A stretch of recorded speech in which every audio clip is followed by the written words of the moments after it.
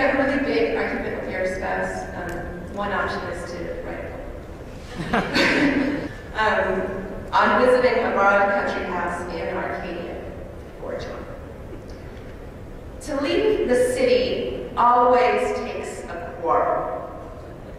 Without warning, bankers that have gathered half the morning, like things to pack, or a migraine, or a cloud, are suddenly allowed to strike. They strike the same place twice. We start by straining to be nice, then say something shitty.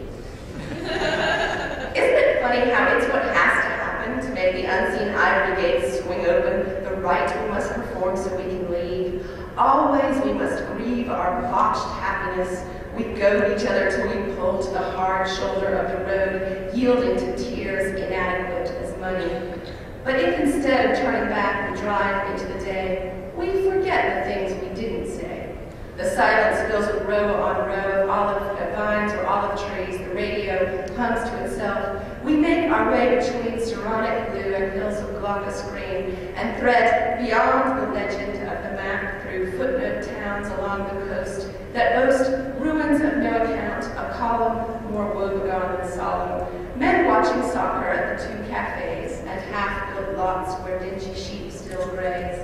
Climbing into the lap of the mountains now, we wind around blind centrifugal turns. The sun's great warship sinks and burns, and where the roads without a sign are crossed, we inevitably get lost. Yet to be lost here still feels like being somewhere. And we find when we arrive in the park, no one minds that we are late. There is no one to wait, only a bed to make, a suitcase to unpack. The earth has turned her back on one yellow middling star to consider lights more various and far. The shaggy mountains hulk into the dark or loom like slow titanic waves. The cries of owls dilate the shadows. Weird harmonics rise from the valley's distant glow where coal extracted from the lignite mines must roll on acres of conveyor belts that sing the Pythagorean music of a string. A huge gray plume of smoke or steam towers like the ghost of a monstrous flame or giant tree among the trees. And it is all the same, the power plant, the forest, and the night, the man-made light. We are engulfed in an immense, ancient indifference that does not sleep or dream.